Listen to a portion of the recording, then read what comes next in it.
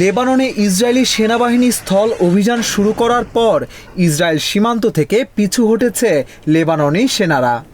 আজ মঙ্গলবার দেশটির দক্ষিণাঞ্চলের সীমান্তবর্তী এলাকায় সশস্ত্র গোষ্ঠী হিজবুল্লাহকে লক্ষ্য করে আংশিক অভিযান শুরু করেছে ইসরায়েলি বাহিনী।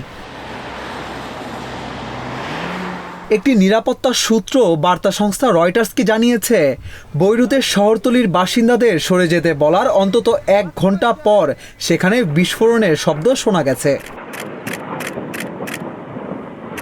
এদিকে মার্কিন পররাষ্ট্র দপ্তরের মুখপাত্র ম্যাথিউ মিলার বলেছেন, ইসরায়েল যুক্তরাষ্ট্রকে বলেছে যে তারা সীমান্তের কাছে লেবাননে হিজবুল্লাহর অবকাঠামোকে কেন্দ্র করে সীমিত স্থল অভিযান পরিচালনা করছে। We hold ourselves to, and those are the principles we expect other countries to uphold in their operations. এর আগে ইসরায়েলের প্রতিরক্ষা মন্ত্রী ইয়ভ গ্যালান্ট উত্তর ইসরায়েলের স্থানীয় কাউন্সিলের প্রধানদের বলেছেন, লেবাননের দক্ষিণ সীমান্ত বরাবর যুদ্ধের পরবর্তী পর্ব শীঘ্রই শুরু হবে।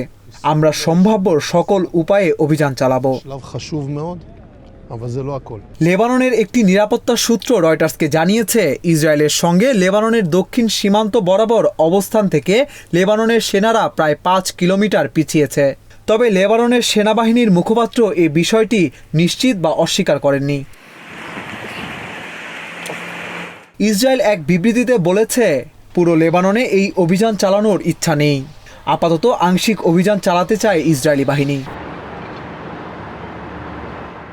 লেবাননে ইসরায়েলের নতুন অভিযানের নাম দেওয়া হয়েছে অপারেশন নর্দার্ন অ্যারোস। ইসরায়েলি বাহিনী জানিয়েছে, হামলাটি চালানো হচ্ছে স্থল ও বিমান বাহিনীর সমন্বয়ে। সম্প্রতি হিজবুল্লাহকে লক্ষ্য করে দক্ষিণ লেবাননে হামলা শুরু করে ইসরায়েল। গত শুক্রবার বিমান হামলায় হিজবুল্লাহর প্রধান হাসান নাসরুল্লাহ ও আরও কয়েকজন নেতাকে হত্যা করে ইসরায়েলি বাহিনী। লেবাননে চলমান হামলায় প্রায় 10 লাখ মানুষ তাদের ঘরবাড়ি ছেড়ে পালিয়ে যেতে বাধ্য হয়েছে। রোববার এক বিবৃতিতে এমনটা জানিয়েছে লেবাননের প্রধানমন্ত্রী নাজিব মিকাতি।